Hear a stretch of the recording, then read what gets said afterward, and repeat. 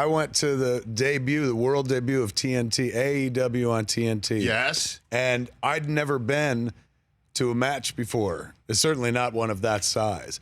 And it was dazzling. I had a really great time. What do you mean by dazzling, Kevin? Just dazzling. Like that audience, the energy, like they're part of it. Like everyone's involved in a performance and the audience is part of that performance, more so than any other sporting event I've ever been to in my life where people spectate.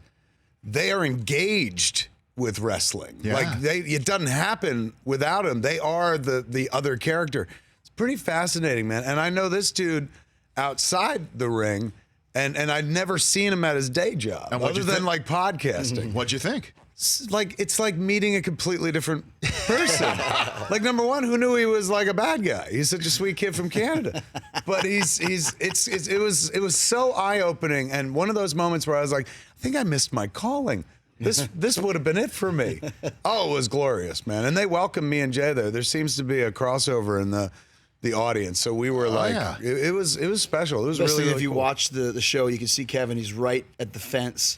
And there's a couple times when somebody hit the fence, you can just see Kevin Smith's like, oh my God! Cody Rhodes ran this is into his great. lady right in the his lady fence. And right I in was front of like, you. The looks oh my God. The screenshots of your face, just like the kid from Home Alone, just like, what? People like, what a mark. I'm like, I was legit He was like, into it. somebody Right. help this woman. It was amazing. That's got to be cool to hear that, right? Yeah, it was really cool. And like I said, it was like Kevin mentioned, the debut of AEW. So it was a big night for us because after all the months of speculation, I was just here a couple weeks ago talking about the inception of the company. And now that it's actually on and 14,000 people going crazy for it, did a huge number on Wednesday night, having mainstream Hollywood stars like Kevin Smith in the front row. All of it came together to make a very memorable opening night, shall we say. And now the most important thing is to be able to continue it on a weekly basis every Wednesday.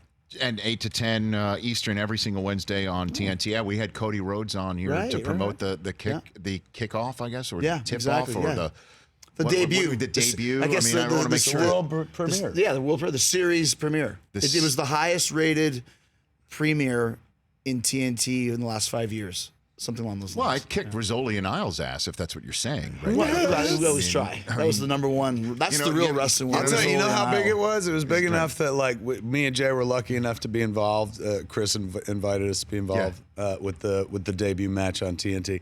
We were supposed to go do WWE, me and Jay, the very next day, which was Friday. Was it Friday night? Friday When night. The Rock was coming Yeah. back, SmackDown. Right. And then the morning after, because we were on the AEW show, trended, like there was a lot of coverage and stuff.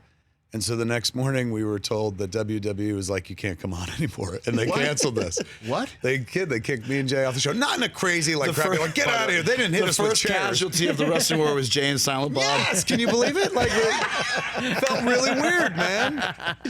There's a line drawn in the sand. They pushed us onto the one side of it. You were hit with a figurative chair. Yes. Yeah. Okay, so... But Chris, that's got to be great to hear. That's got to feel good. That's got to be good. Man. Because I remember when NFL Network first started, okay, and we were 11 weeks old when we first started, Kevin, and we went to our first Super Bowl to cover it, and we looked over our set and we saw ESPN goal hanging to try and pick some of our guests off the set, and we're like, okay, that's good. We have arrived. Right. So I know it might piss some people off to hear that sort of thing, that it might be, but you made an impact, clearly. Like I said, I think we spoke about this last time. Just by the fact that we exist made WWE angry because they've been the monopoly for so long. Now, are we competition? I guess figuratively we are, but for us, it's an alternative. It's an option.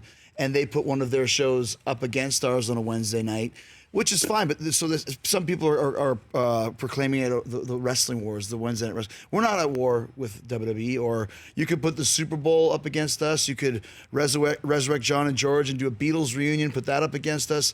We can't worry about what the counter programming is. We're just worrying about our own show and doing the best show that we can do so that people enjoy it and continue to grow our fan base. For more of The Rich Eisen Show, tune to Audience Channel 239 on DirecTV for free on BR Live or download the Rich Eisen Show app.